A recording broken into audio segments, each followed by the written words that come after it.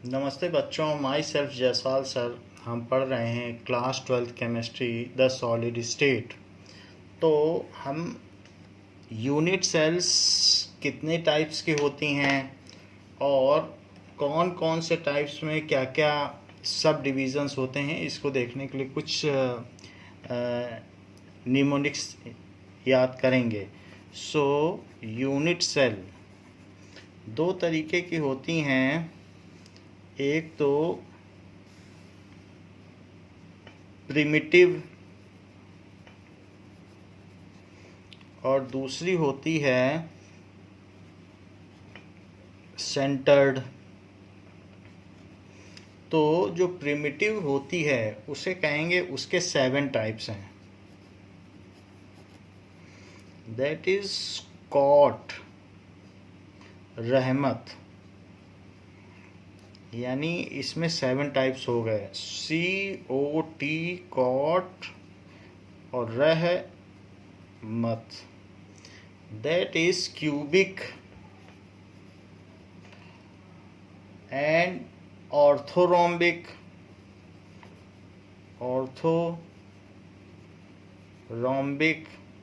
that is tetragonal, cot, रहमत, rhombohedral,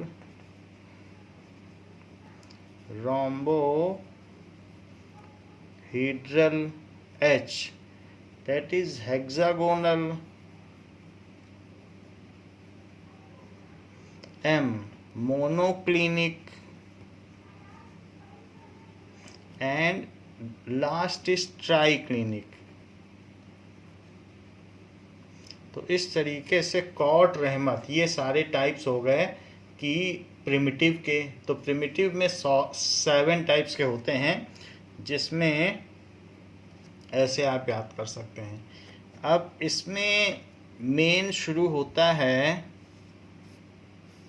सबसे ज़्यादा बॉडी सेंटर्ड होते हैं, बॉडी सेंटर्ड, फिर फेस सेंटर्ड और फिर एंड सेंटर्ड। 3 तरीके के होते हैं।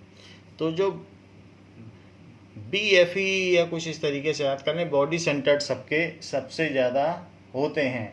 सो इसलिए बॉडी सेंटर्ड में आप कॉट याद कर लें।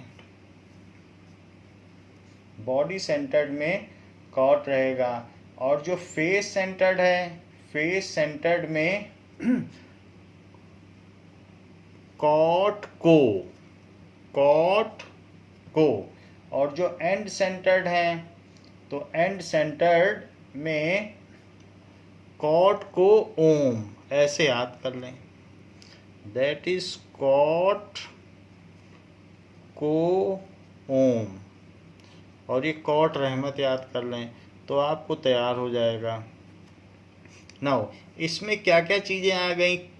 दैट इज क्यूबिक, O से ऑर्थोरोम्बिक, T से टेट्रागोनल, C क्यूबिक, C तो सभी में है, क्यूबिक सभी में है, और O से ऑर्थोरोम्बिक, और यहाँ पर भी O से एंड सेंटर्ड। तो एंड सेंटर्ड में इसमें भी ऑर्थोरोम्बिक है, और M से मोनोक्लिनिक। तो इस तरीके से आपका ये ट्रिक इसमें रहेगा याद करने के लिए। नाउ अब देख लें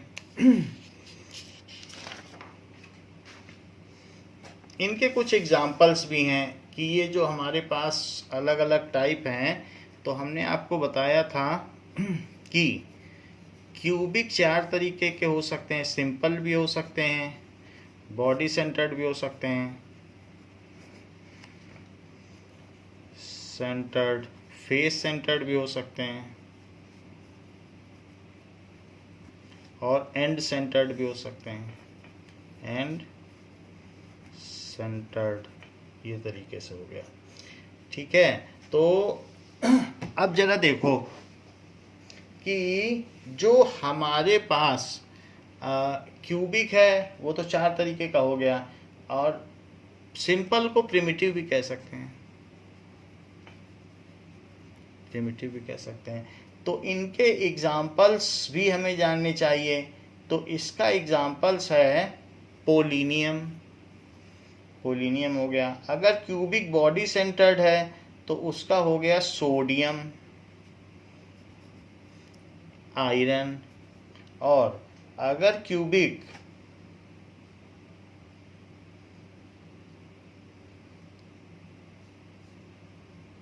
फेस सेंटर्ड है तो उसमें आप याद रख लें निकिल।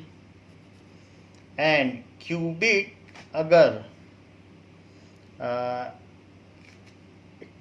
अगर फेस सेंटर्ड है तो उसमें हो गया निकल। एंड और आगे देखें,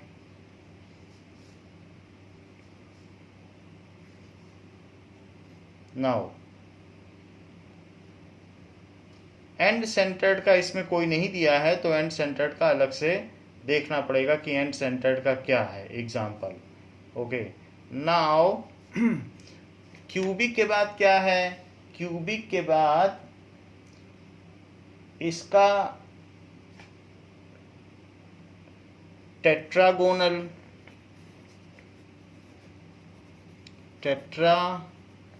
इसमें देखना पड़ेगा कि क्या एग्जाम्पल है, इसमें देखने से पता चलेगा तो बता देंगे आपको। तो ये अगर प्रिमिटिव है टेट्रागोनल में, सो प्रिमिटिव होता है और बॉडी सेंटर्ड होता है। तो दो तरीके का होता है, एक प्रिमिटिव और दूसरा body centred. So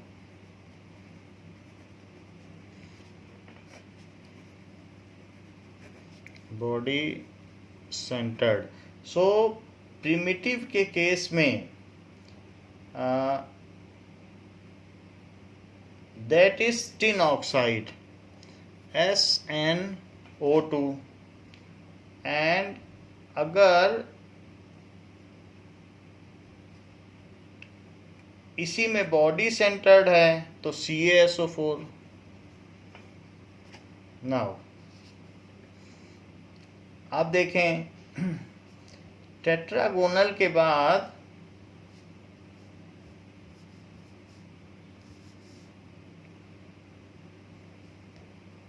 if it is orthorhombic, तो ऑर्थोरोम्बिक में कौन कौन से टाइप हैं?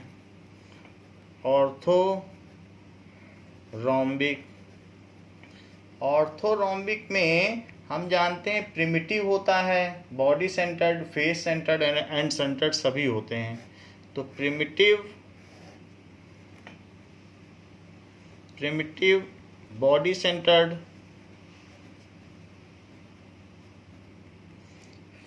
Face centred and and centred. So ये सारे हैं।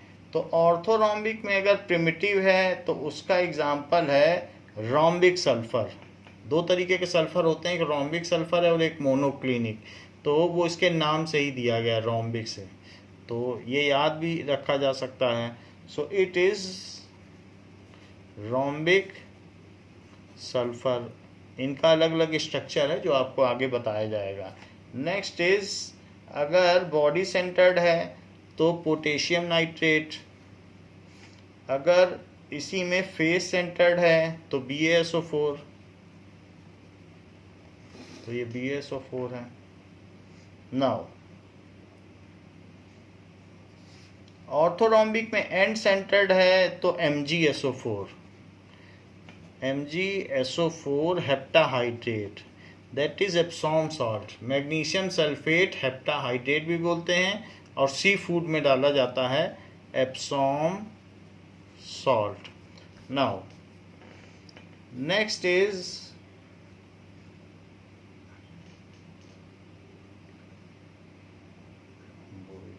हेक्सागोनल में देखें, हेक्सागोनल में कितने टाइप हैं? सो हेक्सागोनल में एक ही टाइप है, हेक्सागोनल में सिर्फ प्रिमिटिव है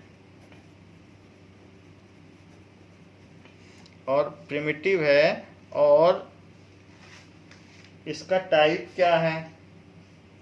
एग्जाम्पल, तो हेक्सागोनल में इसका एग्जाम्पल है ZnO, जो इम्पोर्टेंट एग्जाम्पल है, zinc oxide. Next is rhombohedral, fifth one is rhombohedral। Now rhombohedral, तो रोम्बोहिड्रल में भी प्रिमिटिव ही होता है, और इसका एग्जाम्पल क्या है, that is sodium nitrate NaNO3। इसके अलावा कैल्साइट भी होता है CaCO3, ये सारी चीज़ें हैं। और सिनेबार भी होता है, दैट इज HgS। तो ये कैल्साइट और cinnabar, HgS that is cinnabar, ये ओर है, ओर ऑफ मरकरी। नाउ इसके अलावा मोनोक्लिनिक, मोनोक्लिनिक का क्या टाइप है,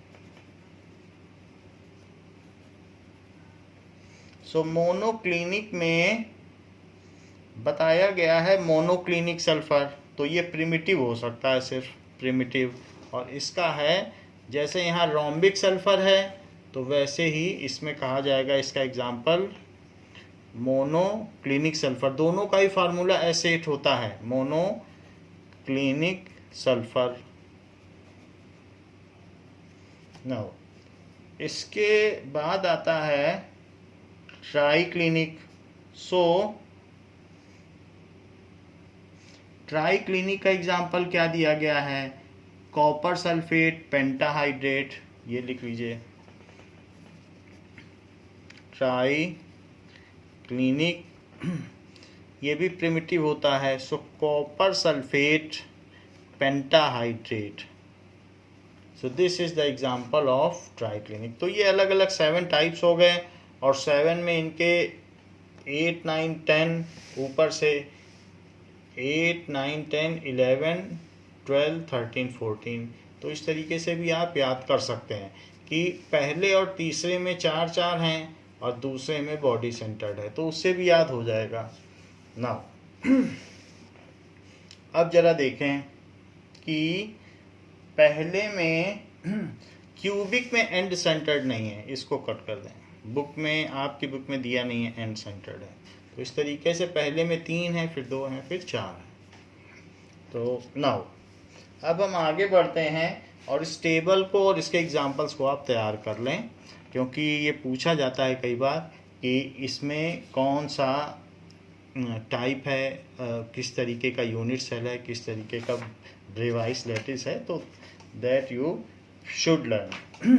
now number of atoms in a unit cell. Let us go to next topic, that is number of atoms in a unit cell.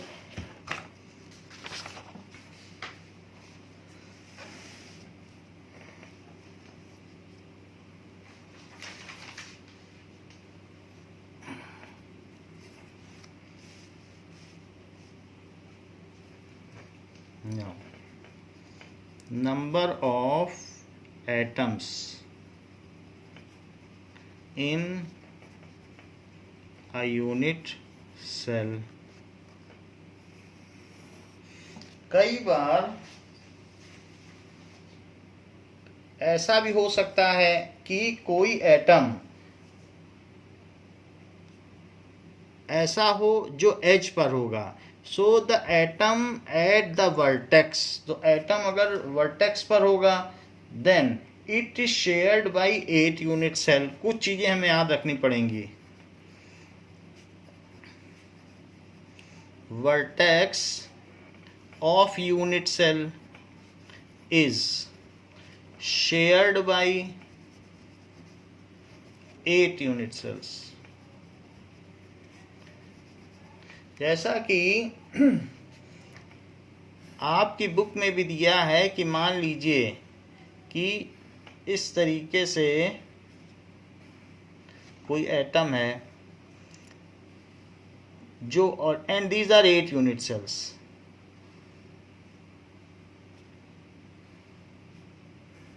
सो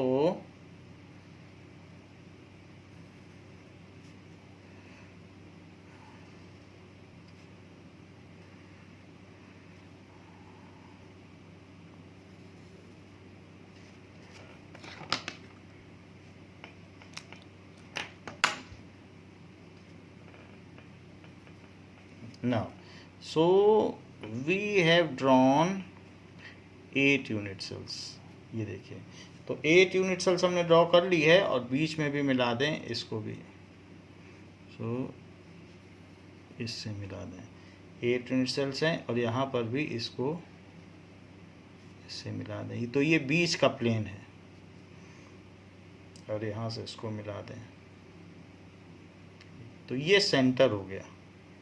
तो इस centre पर जो ball होगी वो देखिए आप, इस सेंटर पर जो बॉल है वो कितने सेल उसको शेयर कर रहे हैं। तो इसको, इस चीज़ को हम देखें तो हमारी एक यूनिट सेल ये हो गई, दैट इज़ इस सेंटर को भी इससे मिला दें ना। अब देखिए एक यूनिट सेल तो हमारी यही हो गई और ऐसे इसमें 8 पार्ट्स हैं, 8 ऑक्टेंट्स हैं, ये तो हमारी एक यूनिट सेल हो गई। तो एक यूनिट सेल में इसका 1/8 पार्ट ही आएगा। देखो मैंने 1/8 पार्ट ही लिया है, this is 1/8 part. So the and this is at the vertex, so the atom at vertex of unit cell is shared by 8 unit cells. तो इसलिए only 1/8 part of that atom is considered in a unit cell. So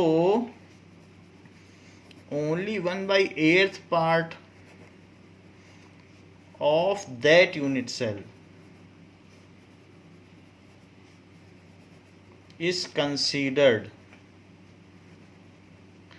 in a unit cell। ऐसा होगा। Second, atom at any phase is shared by 2 unit cell। Atom at phase is shared by 2 unit cells। जैसे कि आप ऐसे देख लें, मान लीजिए कि these are 2 unit cells and some atom is present at phase of it। इसके फेस पर कोई एटम हो ऐसे। तो यहाँ पर ये जो एक एटम यहाँ इस फेस पर होगा, ये एक फेस है, तो इस फेस पर जो भी एटम होगा उसका हाफ पार्ट तो इधर होगा और हाफ पार्ट पीछे होगा। तो वो जो एटम होगा उसका इतना पार्ट ही इसमें शामिल है इधर वाले में, और जो आधा पार्ट है वो तो पीछे रह गया। तो इसलिए half part is only present in this unit cell and half part in that unit cell. 2 unit cells हैं, सो फेस पर प्रेजेंट है। These are 2 unit cells. ये 8 यूनिट सेल्स थी, तो 8 यूनिट सेल्स में 1/8 पार्ट रहा। सो half part of atom is present in each unit cell। each unit cell में ऐसा होगा।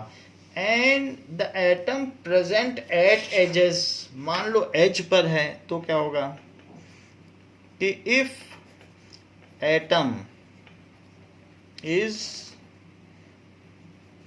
present at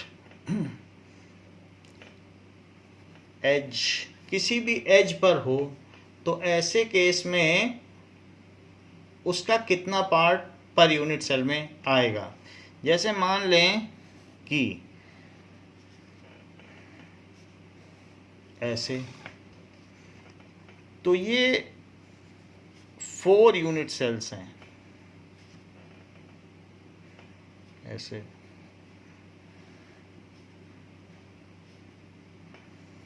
These are 4 different unit cells।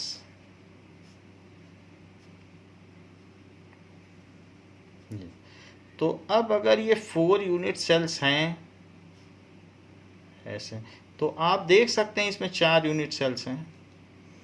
तो अब यहाँ पर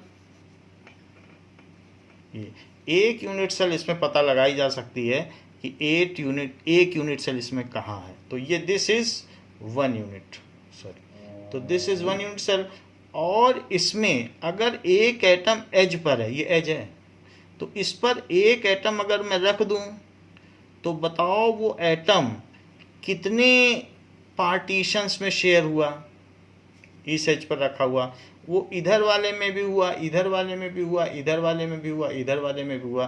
तो हम ये कह सकते हैं कि उस एटम का ओनली 1/4 पार्ट ही शेयर हुआ, ओनली 1/4 पार्ट।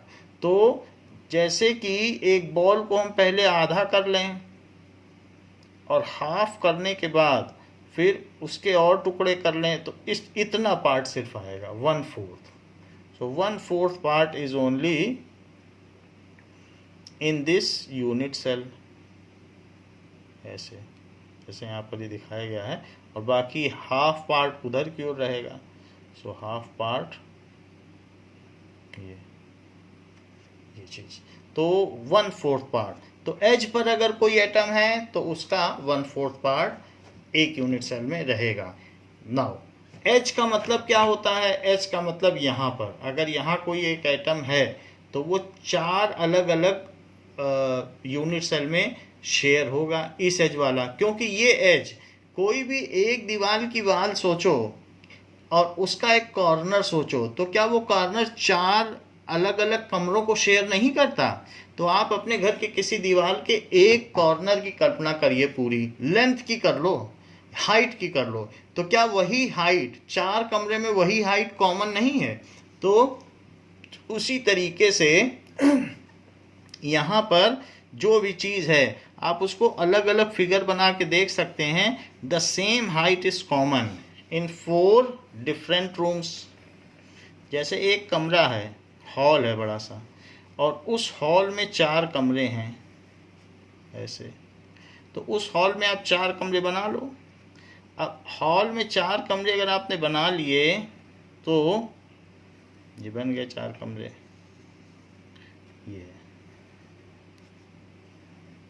अब देखिए, तो इसमें आपने 4 रूम्स बना लिए।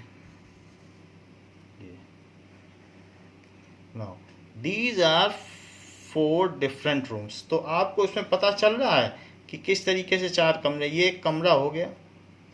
अब इसी में कॉमन हाइट क्या है? बीच में कॉमन वाल आपको दिख रही है, ये कॉमन वाल, ये कॉमन वाल है, ये चारों कमरे की कॉमन है।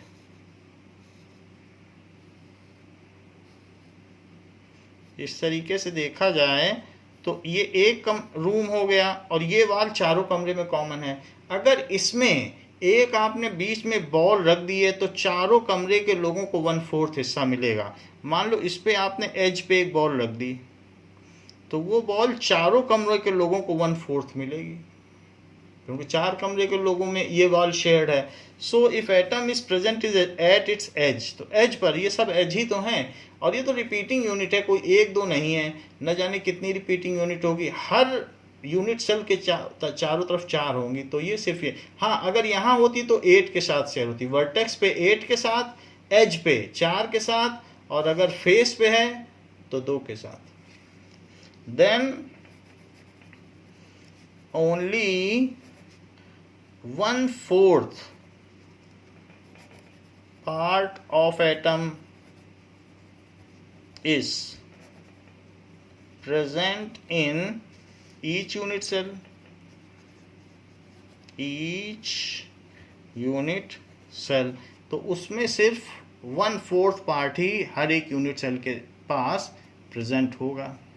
इस चीज़ को आप यहाँ देख सकते हैं कि मान लीजिए अगर इस तरीके से है तो वो 8 में शेयर हो रहा है अगर वर्टेक्स पे है, और अगर फेस पर है तो 2 के साथ शेयर हो रहा है, और अगर 4 अलग अलग रूम हैं और उसमें जो कॉमन एज है उसमें है तो चारों के साथ शेयर हो रहा है। उसको मैंने यहाँ पर ठीक तरीके से दिखा दिया है। अब जरा देखिए कि number of atoms in a primitive unit cell. तो ये क्वेश्चन पूछा जाएगा number of atoms in primitive unit cell.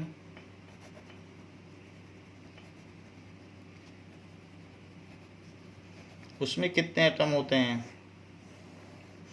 तो हम ये बात जानते हैं कि सिंपल क्यूबिक है ये, तो सिंपल क्यूबिक यूनिट सेल है प्रिमिटिव यूनिट सेल। तो इस केस में ये देखिए वर्टेक्स कितने हैं। So there are 8 atoms present at its vertex. तो यहाँ पर हर एक वर्टेक्स पर अगर देखा जाए तो 8 एटम हैं।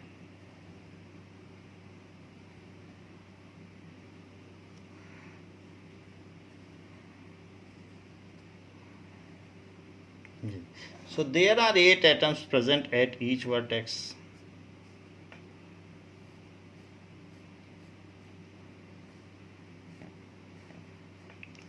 So 8 atoms है. So there are 8 vertices which are occupied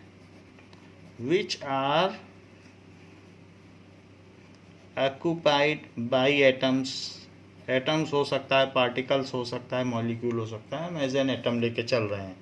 तो ठीक है, and only 1/8 part of that atom is belonging to that unit cell, and और इसका सिर्फ 8वां हिस्सा ही इस यूनिट सेल को बिलोंग करता है, and only 1/8 part of that atom belongs to that unit cell. So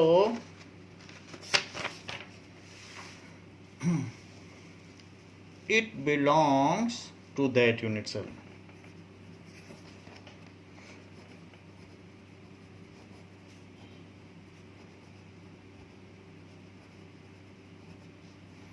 cell तो नंबर ऑफ एटम्स क्या होंगे। So number of atoms in primitive unit cell और simple cubic cell, in simple cubic cell में कितने atom होंगे। तो इसके लिए आप ये देख लें कि इसमें 8 वर्टिसीज हैं, और 8 वर्टिसीज में हर वर्टिसीज 1/8 से ऑक्युपाइड है।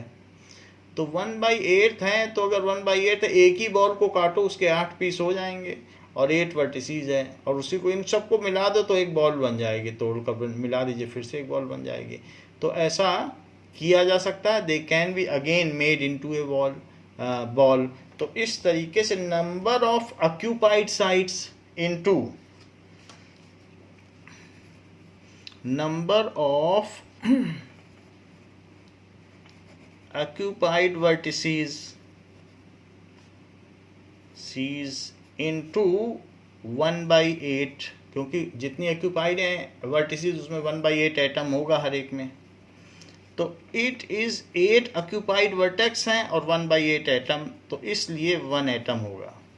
तो सिंपल क्यूबिक सेल में या primitive cubic cell is consisting of 1 atom. अब बात आती है body centred.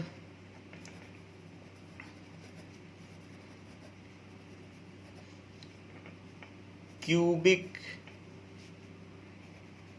Unit cell. So body centred cubic unit cell में क्या होगा। Now body centred cubic unit cell, in this 8 vertices are occupied by 8 atoms. ये बॉडी सेंटर्ड है, तो लेकिन इसके जो सेंटर में है वो बॉल तो पूरी की पूरी इसी के अंदर है, और जो वर्टिसीज में है उसका 1/8 पार्ट आ रहा है। सो इन दिस, इसमें क्या कह सकते हैं कि बॉडी सेंटर्ड यूनिट सेल में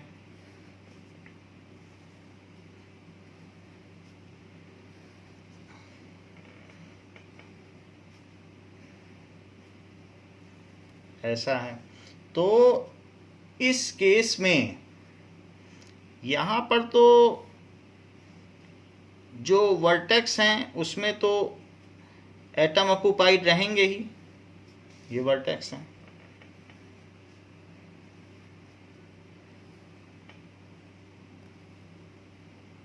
ये नाउ वर्टेक्स के अलावा भी इसके सेंटर पर there will be additional atom, तो एक एटम इसके सेंटर पर भी रहेगा, तो वो पूरा का पूरा एटम इसी को बिलोंग करेगा, जो भी एटम है।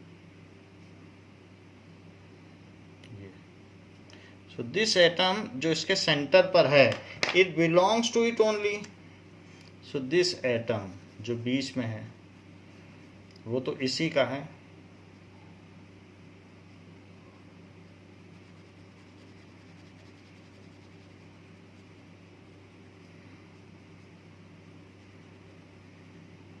सो सेंटर पर एक बॉल है and that completely belongs to this. तो बॉडी सेंटर्ड में one atom at center completely belongs to that unit cell and 8 occupied vertices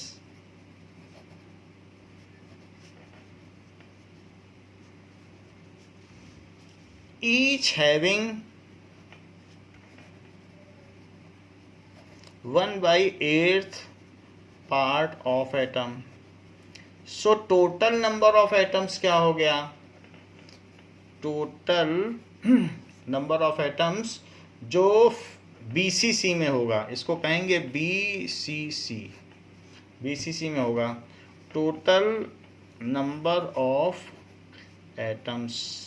और जो ऊपर हमने बताया उसको सिंपल क्यूबिक कहते हैं, सिंपल क्यूबिक, इतना ही बोला जाता है, इसको BCC बोला जाता है। So total number of atoms is equal to 1 जो उसके सेंटर में है, और प्लस 8 इंटू 1/8, क्योंकि 8 जो है उसके वर्टेक्स में है, 8 वर्टेक्स ऑक्यूपाइड हैं और हर वर्टेक्स पे 1/8 एटम है, तो 1 + 1। अगर वर्टेक्स के सारे एटम खोल के बनाओ तो एक बॉल बन जाएगी, और एक बॉल बीच में 2 बॉल आपको मिलेगी। तो इस तरीके से 2 एटम्स या 2 बॉल हो तो इस तरीके का स्ट्रक्चर आप बना सकते हो। तीसरी बात कही face centred. So face centred cubic unit cell,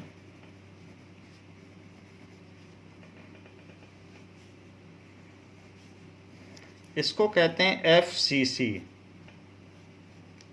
FCC। अब जरा देखें कि FCC में क्या होगा। FCC का स्ट्रक्चर किस तरीके से होगा, इसमें फेस पर ऐसे होगा, हर एक फेस पर एटम होगा, फेस के सेंटर पर होगा, वर्टेक्स पर तो होगा ही लेकिन फेस के सेंटर पर, चारों तरफ देख लो तो हर एक फेस के सेंटर पर होगा। सो कितने फेसेस होते हैं, as in face centred cubic unit cell there are 8 faces, as in FCC cell there are 6 faces। कितने फेस होते हैं, 6 फेस होते हैं, 6 faces each occupied by atom and only half of the atom. इसका देखो half atom है, half atom दिख रहा है आपको, हाफ एटम, आधा दूसरे में है और आधा ही इसमें है, कहीं से भी देख लो तो आधा एटम, ठीक है, by atom, and only half atom is, इसमें से हाफ एटम है, belongs to that unit cell.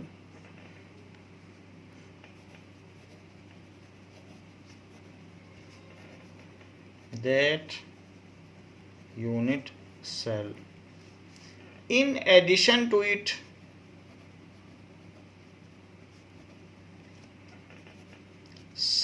eight vertices are occupied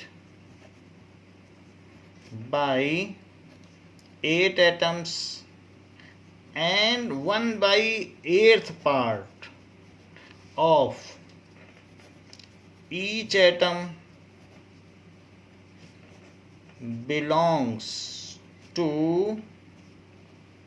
unit cell. हर एक उस यूनिट सेल में सिर्फ ये जो वर्टेक्स है, वर्टेक्स का 1/8 ही आया है. तो वर्टेक्स का 1/8, जैसे हमने आपको बताया था पहले भी कि वर्टेक्स होगा तो उसका 1/8 पार्ट ही आएगा. ऐसा देखिए, जैसे ये चीज़ है तो यहाँ इसका 1/8 पार्ट देखा जाए तो यही है, एक में आएगा. तो वही चीज़ ही तो यहाँ है जो यहाँ दिखाई जा रही है. The same is here, smaller size में है लेकिन है वही. Now belong to that unit cell. तो इस तरीके से number of atoms in FCC, तो जो नंबर ऑफ एटम्स है उसको Z कहते हैं, स्मॉल z. सभी में Z कहते हैं, यहाँ भी Z कहेंगे कि Z की वैल्यू क्या है. तो Z यहाँ पर भी, ऊपर भी देखोगे सिंपल क्यूबिक, तो यहाँ पर भी इसको Z कहेंगे कि Z की वैल्यू क्या है. तो अब जरा देखें तो इसमें कितने होंगे देखने से. सो इन दिस केस 6 तो फेस हैं और उसमें हाफ एटम हर एक में शेयर्ड है. हाफ दूसरे वाले में है, हाफ इसमें है, तो हाफ एटम ही इसमें शेयर्ड है. और 8 हो गई वर्टिसीज. तो 8 वर्टिसीज में हर वर्टिसीज में 1/8, तो यहाँ हो गया 3 और यहाँ हो गया 1. तो 4 एटम से ये स्ट्रक्चर बना है. तो आप क्या करिए, 3 बॉल को हाफ कट कर लीजिए तो 6 फेसेस बन जाएंगे, और एक बॉल को 8 पीस में कर लीजिए तो किनारे बन जाएंगे. तो फेस सेंटर्ड क्यूबिक आप बना देंगे. Now this is all about the number of atoms in different unit cells. तो ये बात हमने देख ली कि कितने नंबर ऑफ एटम्स होते हैं. नाउ अब आगे देखते हैं.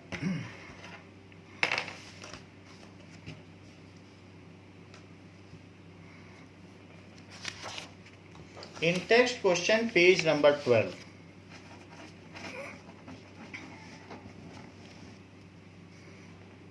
So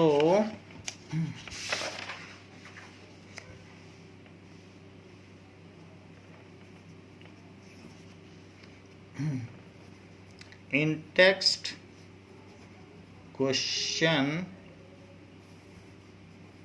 page number 12,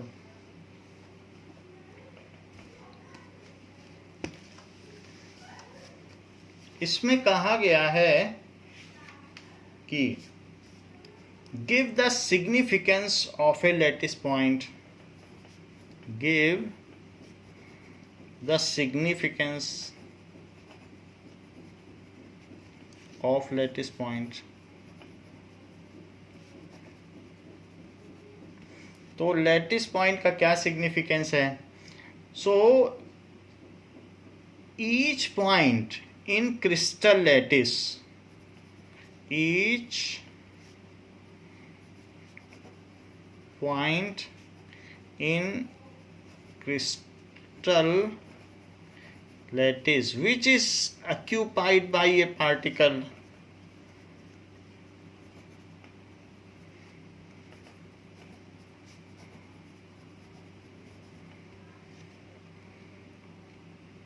is called lattice point. is called lattice point भी कह सकते हैं और lattice sites भी कह सकते हैं. lattice site.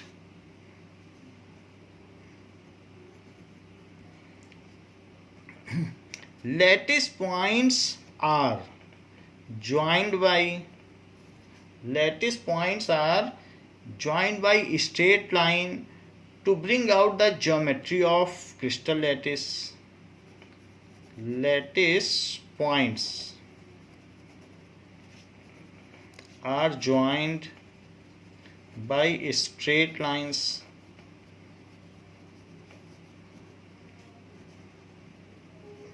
to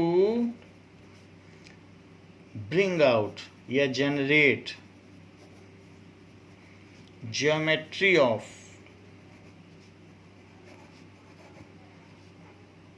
lattice, crystal lattice। तो इस तरीके से ये सिग्निफिकेंस है लैटिस पॉइंट का। सेकंड क्वेश्चन पूछा गया है कि name the parameters that characterise a unit cell. तो ये आप लिख सकते हैं कि एक ABC जो 3 साइड्स हैं, 3 edges of unit cell and the 3 angles between them. Name the parameters which characterize a unit cell।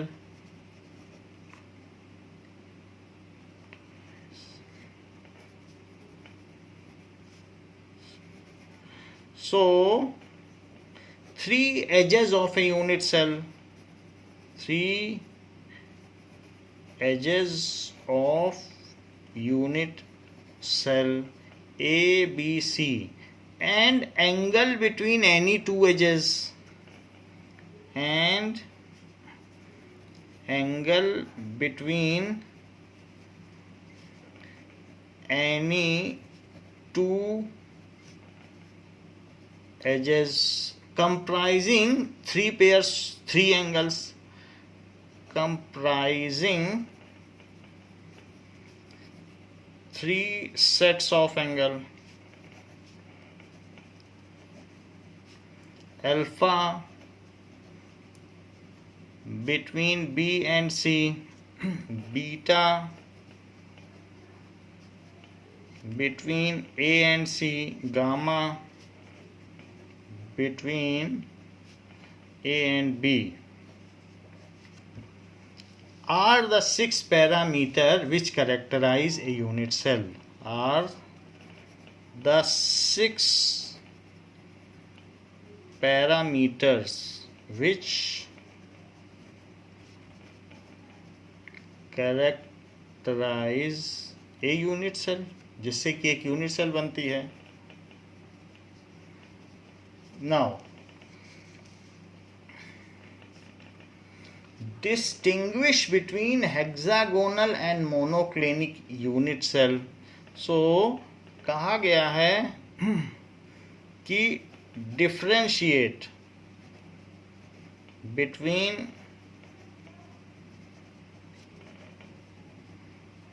hexagonal and monoclinic unit cell।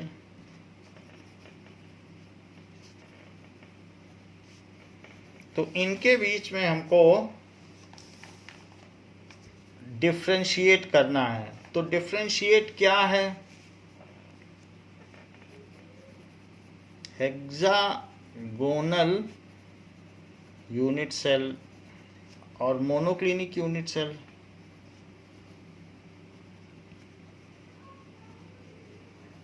तो हेक्सागोनल आपको मालूम है कि किस तरीके की यूनिट सेल होती है। इसमें क्या होता है, हेक्सागन का 1/3 पार्ट कट कर लिया जाता है और हेक्सागोनल यूनिट सेल बन जाती है। और इसमें A is equals to B is not equals to C। और इसके अलावा जैसे हम हेक्सागन बना लें और हेक्सागन में ये सेंटर है, तो इस तरीके से जो ये यूनिट सेल बनेगी हेक्सागन में, वो हेक्सागोनल यूनिट सेल होगी। बाकी तो ये पूरा हेक्सागन हो गया। तो हम अपने यूनिट सेल की बात कर रहे हैं। This is unit cell. So ये एंगल 120 है, ये C है और ये A है और B है। तो A B देखो, C के सामने वाला एंगल गामा 120 और alpha is equals to beta is 90 degree. ये दोनों 90 और ये 120। मोनोक्लिनिक में देखिए कि मोनोक्लिनिक में क्या क्या चीज होगी। सो कोई भी लेंथ किसी के इक्वल नहीं होगी, that is a is not equals to b is not equals to c, कोई साइड किसी के इक्वल नहीं है। और जो एंगल है, एंगल में क्या डिफरेंस है, नो, एंगल में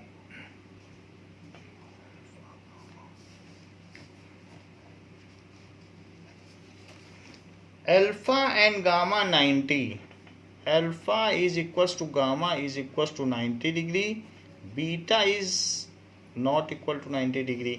तो बी जो साइड है उसके सामने का एंगल 90 नहीं होगा और बाकी सबके बीच का एंगल 90 होगा। बी के सामने का एंगल आप 90 ना रखो, ये ऐसे कर लो, तो ये बी है और बी के सामने का एंगल नॉट इक्वल टू 90 और बाकी सारी चीज़ें आप बना लीजिए, कोई साइड किसी के भी इक्वल नहीं है।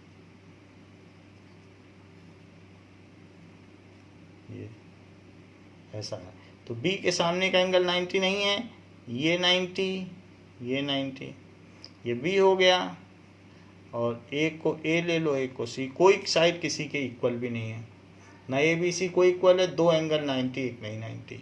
अच्छा, ये तो बात हो गई मोनोक्लिनिक और hexagonal. Hexagonal is it is of primitive type, so ये प्रिमिटिव स्ट्रक्चर का होता है।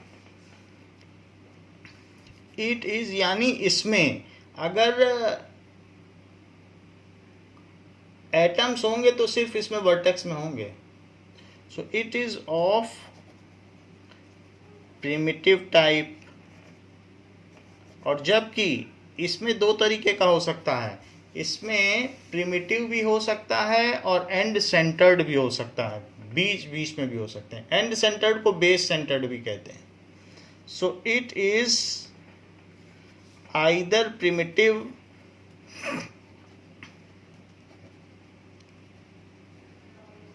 और एंड सेंटर्ड। एंड सेंटर्ड को बेस सेंटर्ड भी कहते हैं,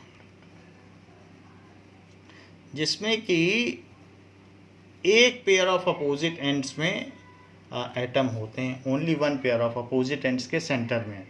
जो मोनोक्लिनिक है उसमें आप उसका एग्जांपल मोनोक्लिनिक सल्फर लिख सकते हैं, और जो हेक्सागोनल है उसमें आप ग्रेफाइट लिख सकते हैं। तो क्योंकि ग्रेफाइट याद भी रहेगा, ग्रेफाइट थोड़े दिन पहले पढ़ा भी है, तो इसलिए ग्रेफाइट आप लिख लें, वो हेक्सागोनल स्ट्रक्चर भी है।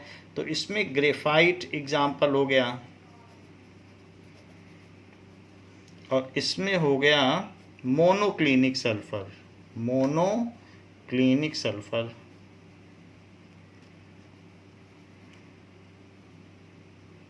This is monoclinic unit cell and this is hexagonal unit cell. ऐसे सभी के बीच में डिफरेंसेस आते हैं, तो आपको टेबल तो याद करनी पड़ेगी क्योंकि 2 मार्क्स के डिफरेंसेस आते हैं, तो आप कई कई तरीके से लिख के उसको याद कर लीजिए।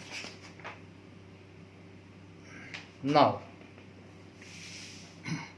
इसी में एक सेकंड पार्ट भी पूछा गया है कि differentiate between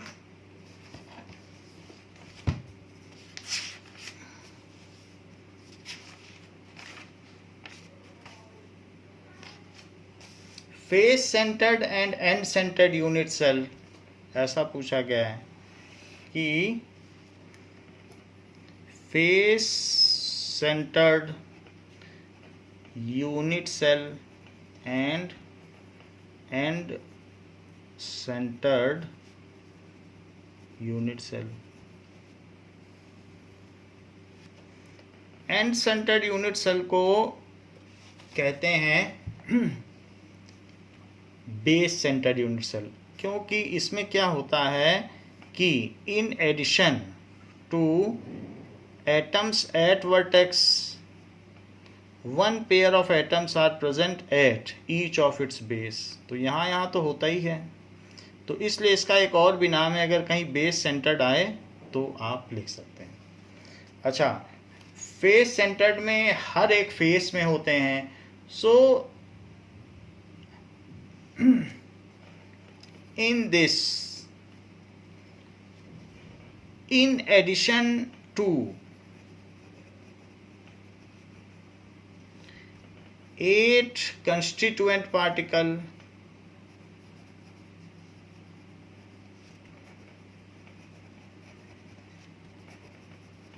present at vertices 6 constituent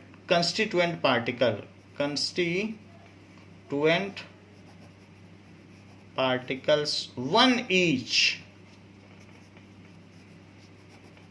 present at center of each face.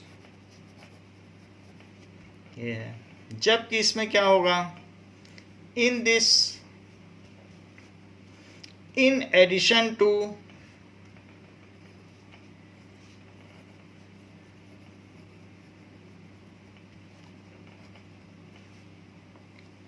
eight constituent particles present at each vertices, one pair of atoms present at any of two opposite face, any of two opposite faces.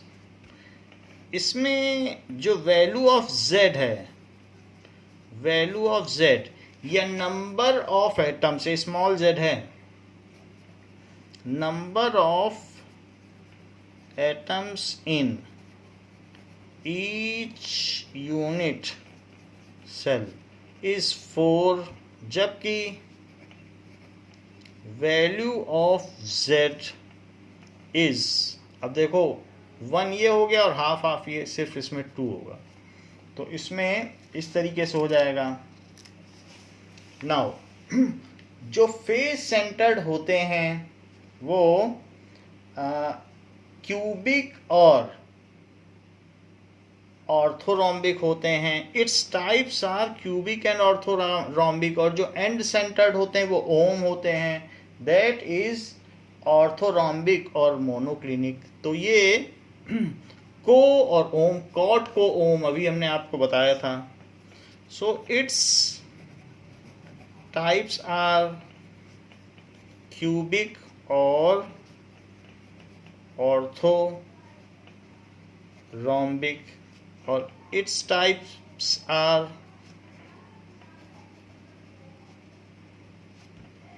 Orthorhombic और monoclinic और monoclinic. ये चीज हो गई. Next is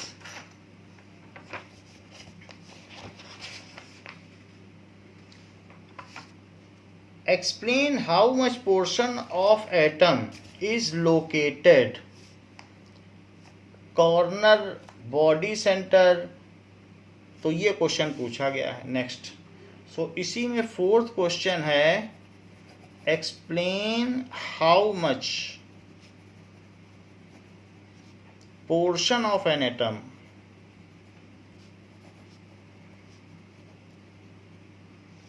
located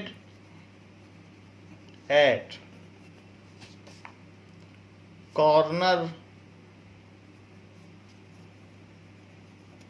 that is body center. Body centre में तो पूरा पूरा उसी यूनिट सेल का होगा, and of a cubic unit cell is part of its neighboring unit cell. Of a cubic unit cell is part of neighboring unit cell. तो इसमें only 1/8 part of atom at corners, only 1/8 part, हमने vertex बोला, आप इसको जो है corner बोल दें। जहाँ 3 एजेस मिलती हैं वहाँ कॉर्नर बन जाता है। 1/8 part of atom present at corners belong to each neighbouring unit cell. उसका भी है, उतना भी उसका भी है, नेबर का भी उतना है। To each cell as well as neighbouring unit cell.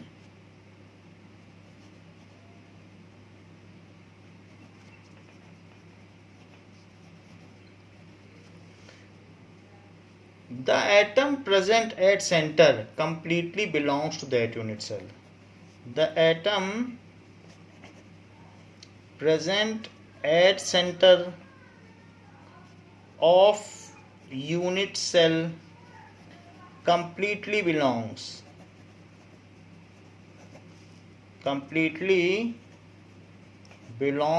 to that unit cell.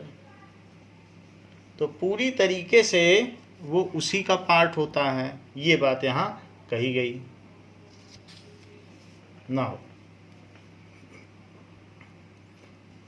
Now कुछ बातें अब हम और सीखेंगे। ये जो हमारी 7 टाइप्स की बेसिक यूनिट सेल्स हैं कि उनको याद करने का तरीका क्या है। जैसे कि अगर सारी साइड्स इक्वल हो तो हम जानते हैं जैसे डाइस होता है तो वो एक बिल्कुल क्यूब होता है, तो डाइस की तरीके से तो उसको कहेंगे क्यूबिक। सब साइड्स इक्वल हों, सारे एंगल भी 90 डिग्री हों तो उसको क्या कहेंगे? क्यूबिक। सब कुछ इक्वल। क्यूबिक में तो आपको कोई डाउट नहीं है, बिल्कुल सब साइड इक्वल हो। देखो ऊपर वाला बिल्कुल इक्वल बनाया है, लेकिन ये अननेसेसरी लेंदी हो जाए ऐसा। तो अगर ये अननेसेसरी लेंदी हो गया और बाकी ऊपर की सब साइड्स इक्वल थी और कुछ और न बदले फ्रिज की तरह, तो उसको कहेंगे टेट्रागोनल।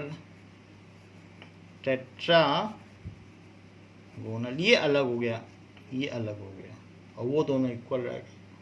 फिर इसके बाद यहाँ पर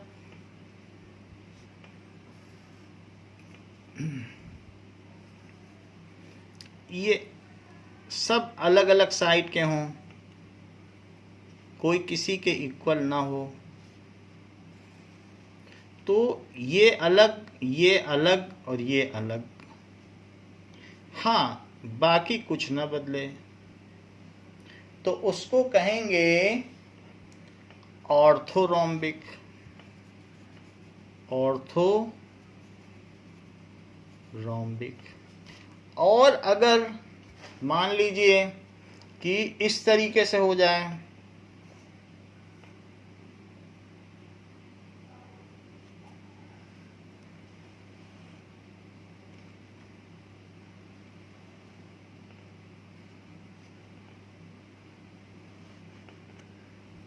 कि ये फेस 120 हो जाए, यानी कि इस तरीके से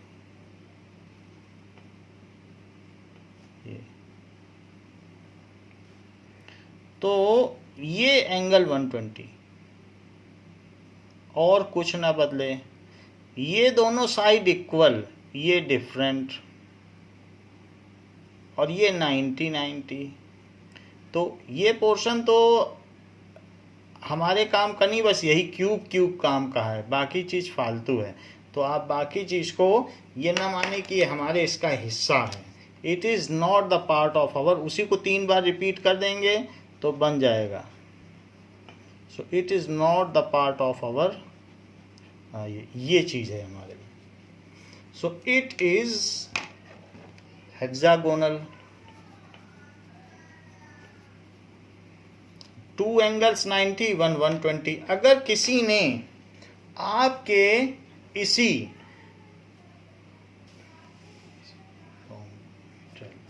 अगर मान लो क्यूब को किसी ने टेढ़ा कर दिया, यहीं से, यही क्यूब है, लेकिन किसी ने आपका क्यूब इस तरीके से कर दिया और बाकी चीज वैसी की वैसी रही। सो ऐसे तो ये एंगल बदल गया। तो आपके में कुछ चीज़ें बदल गई क्योंकि किसी ने यहाँ से फोर्स लगा दिया। तो ये नहीं बदला, ये नहीं बदला, ये नहीं बदला, एक एंगल इसमें बदल गया। बाकी चीज़ें अगर आप देखें तो डिफरेंट और जो अलग अलग फेसेस हैं, इसमें और भी फेसेस होंगे ऐसे। तो देखें यहाँ का एंगल 90 है और ये सब एंगल बढ़ गया, ये ऑब्ट्यूस हो गया। एक ये एंगल नहीं बदला, ये तो दो एंगल 90 है लेकिन ये वाला एंगल बदल गया, एक एंगल बदल गया क्योंकि ये बदल गया, ये एक्यूट हो गया तो ये ऑब्ट्यूस हो गया। हाँ, जो डिफरेंट सरफेसेस हैं उसमें ये एंगल बदल गया, ये 90 रहा, ये भी 90 रहा, ये छोटा हो गया, तो ये छोटा हो गया, एक्यूट हो गया और बाकी सब ये है। इस चीज़ को हम कह देंगे ट्राइगोनल और रोम्बोहेड्रल। जस्ट इसी के अपोजिट बना रहा हूं, ट्राइगोनल और रोम्बोहेड्रल।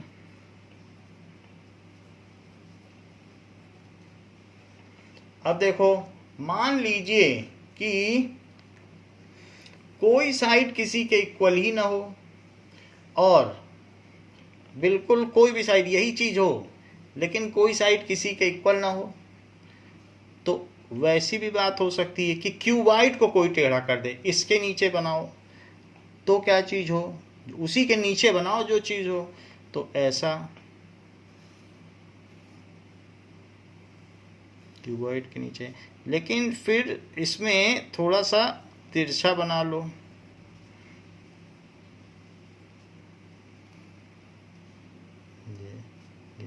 और बाकी ये एंगल छोटा हो गया, ये 90 रहा, ये 90 रहा, न ये साइड न ये साइड और न ये साइड कुछ इक्वल है नहीं, बिल्कुल इसके नीचे बनाया हमने। तो इस चीज को हम क्या कहेंगे, that is monoclinic.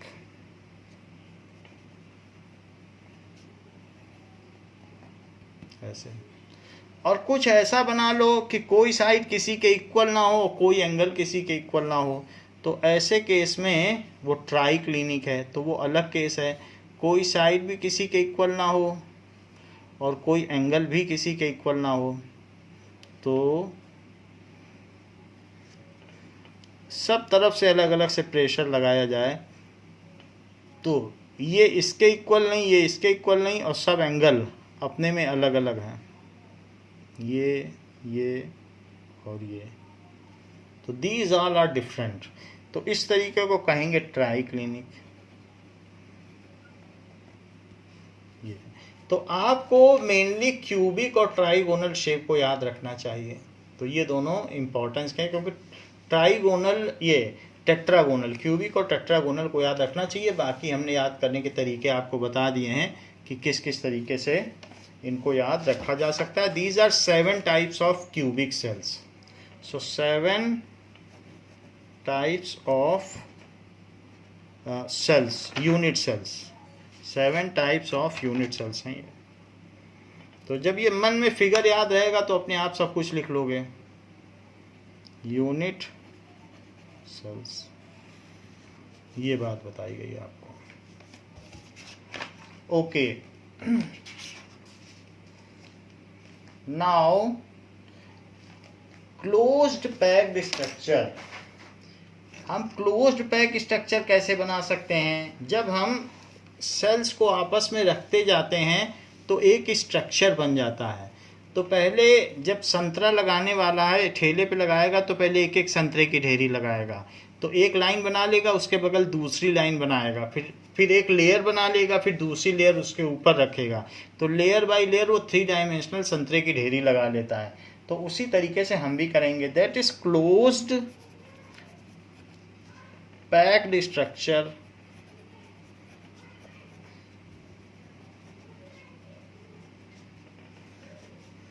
Closed pack structure, हम सॉलिड में एटम्स वेरी क्लोज होते हैं, जितना पास हो सकते हैं हम ये मान सकते हैं they are nearly in vicinity और contact with each other. So in solid constituent particles are in closed contact having minimum vacant space. So let us consider the close packing in 3 steps. So let us develop close packing in solid state in 3 steps. So let us develop close packing in solid state in 3 subsequent step. तीनों steps की जरूरत पड़ेगी. Subsequent steps, that is 1-dimensional packing, 2-dimensional packing and 3-dimensional packing. So 1-dimensional packing, 2-dimensional packing,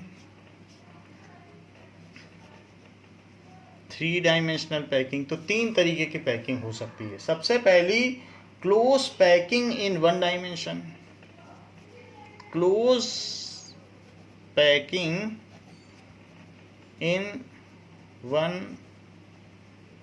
dimension. So कभी भी अगर आप 3 dimension packing करना चाहते हैं तो इसमें क्या करना पड़ेगा कि each sphere is in contact. In such type of packing, each sphere is in contact with neighboring sphere such that center of all sphere lies in one line. ये तो इन सभी का जो सेंटर है वो एक ही लाइन में अगर लाई कर रहा है तो इस तरीके से ये 1 डायमेंशनल पैकिंग हुई. ये So, atoms are arranged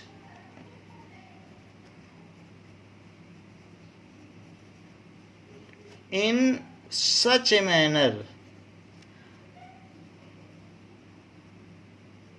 that each sphere is in contact with 2 neighboring spheres.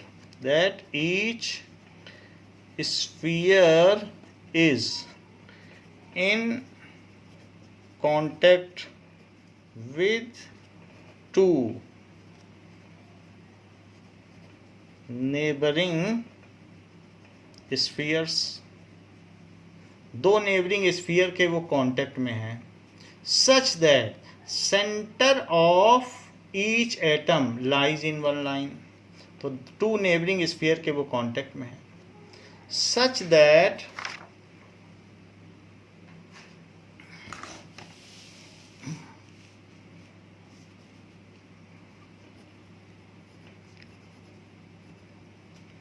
center of each sphere lies in one line. अगर हम ऐसा कर सकें तो इसको कहेंगे 1 डायमेंशनल पैकिंग. तो इसमें क्या करना होता है कि जैसे मान लीजिए ये एटम है तो इसको आप बस इस तरीके से लगाते चले जाइए. तो अगर इस तरीके से आप रखते जाएंगे तो ये 1 डायमेंशनल पैकिंग है. So this is 1 dimensional packing. Now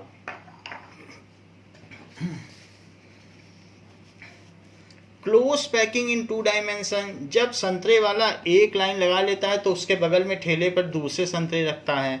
So close packing in 2 dimension.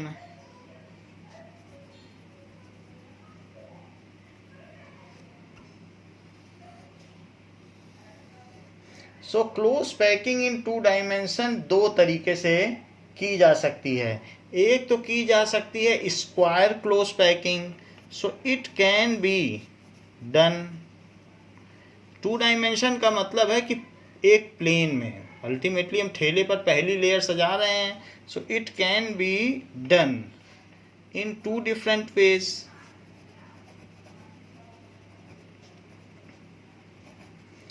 First is square close packing,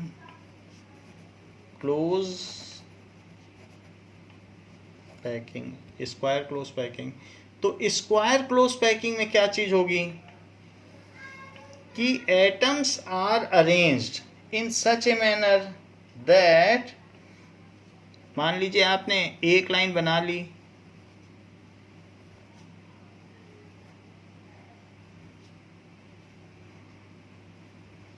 और फिर उसके बाद जो दूसरी लाइन बनाई तो उसमें एटम पहले के ही नीचे रखे। इस तरीके से जब हम पैकिंग करेंगे तो उसको कहेंगे स्क्वायर क्लोज पैकिंग, उसी के नीचे रखते चले जाएं so that they are in contact with each other, तो उसको कहेंगे स्क्वायर क्लोज पैकिंग। इसमें आप ये देख सकते हैं, अगर सेंटर एक का लें, ये लें, ये लें और ये लें, तो ये एक तरीके का स्क्वायर बनाता है, तो इसको स्क्वायर क्लोज पैकिंग कहेंगे। तो ये एक प्लेन में किया गया है, यानी ये जो चीज़ें रखी गई हैं वो एक प्लेन में है। तो सबसे पहले तो आप एक प्लेन में इन बॉल्स को सजाएंगे। पहले यहाँ बॉल रखेंगे, तो बॉल रखने के बाद जो आपने इसमें बॉल रख दी ये, तो अब इसी के साथ साथ इसके पीछे दूसरी बॉल रखी जाएगी, तो वो इसके पीछे रखी जाएगी, इसके पीछे रखी जाएगी, इसके पीछे, और फिर ये एक बॉल यहाँ आ जाएगी। तो ऐसे ही फिर इसके पीछे रखी जाएगी, फिर इसके पीछे, फिर इसके पीछे, फिर इसके, यानी इस तरीके से रखते चले जाएं।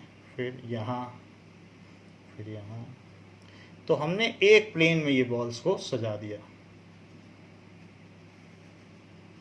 ये इस तरीके से स्क्वायर क्लोज पैकिंग है, जिसमें इन सब का सेंटर एक लाइन में लाई कर रहा है, इन सब का एक लाइन में, हर एक का सेंटर एक लाइन में लाई कर रहा है, ऐसे। सो इस तरीके से एक स्क्वायर क्लोज पैकिंग है। This is square close packing. तो स्क्वायर क्लोज पैकिंग में क्या चीज की जा सकती है? द सेकेंड रो, पहली रो तो हो गई, ये फर्स्ट रो, फर्स्ट रो तो हमने वन डायमेंशन में लगा ही दी थी। अब ये second row, second row is placed in contact with first row, is placed in contact with first row such that sphere of second row are exactly above, such that sphere of second row are exactly above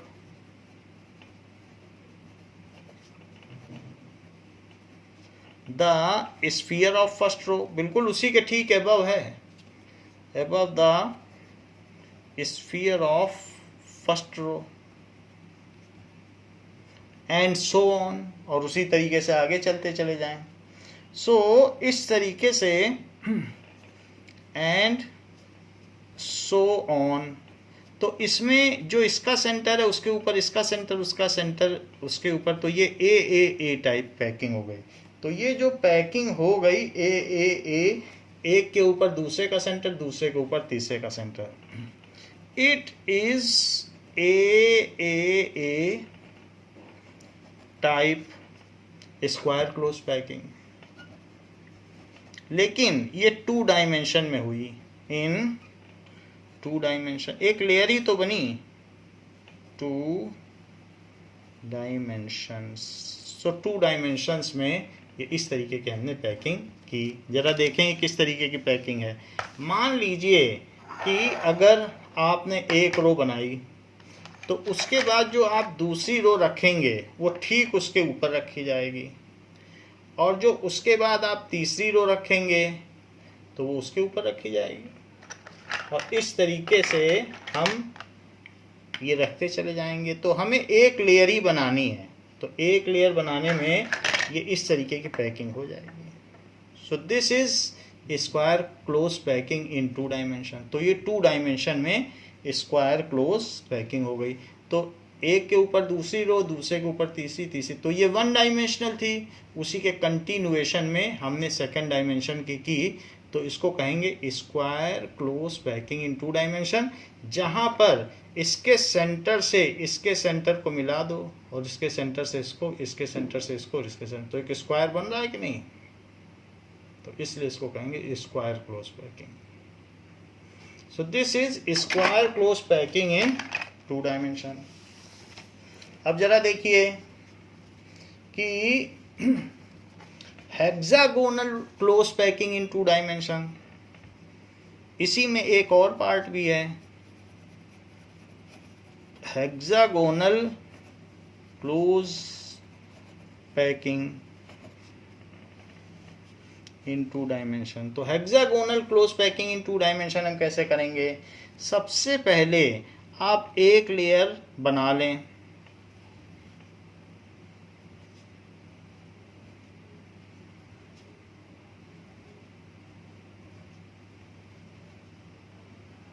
एक layer बना लिए, तो जो उसके depressions हैं वहां पर दूसरा स्फीयर रखें, तो डिप्रेशंस में दूसरा स्फीयर रखा जाए।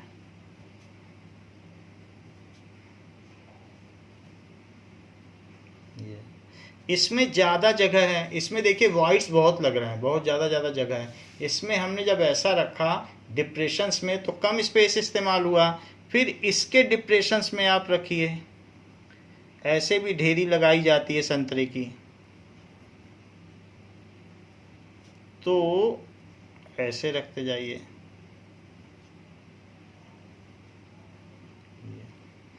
तो अब ये जो टाइप है इसका सेंटर इसके साथ अलाइन है, इसका सेंटर इसके साथ अलाइन है, और फिर यहां इसके नीचे रखोगे तो इसमें इस तरीके से रखोगे,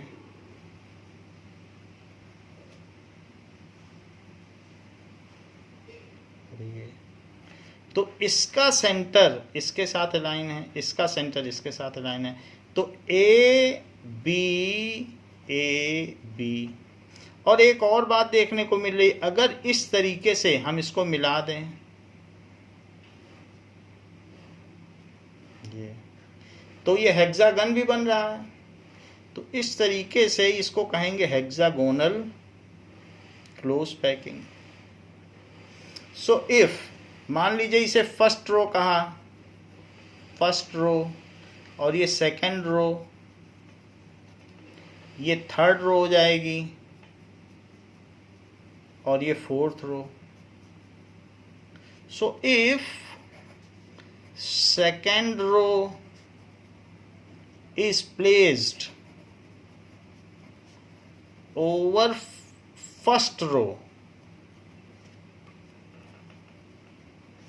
in such a manner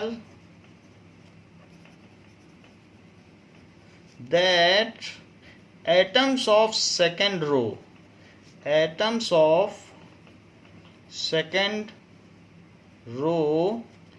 lies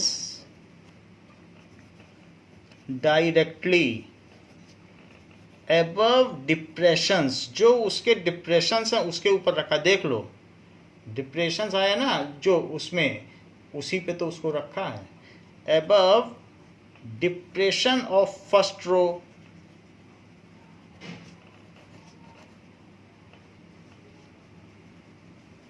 similarly third row is placed over second row over its depression. Similarly, third row is placed over second row at depressions. Then it forms hexagonal two dimensional close packing. तो ऐसे case में ये hexagonal two dimensional close packing हो गई। देख लो hexagon बन भी रहा है, एक एटम के चारों तरफ हेक्सागन बन रहा है, तो उसको कहेंगे it is hexagonal two dimensional close packing.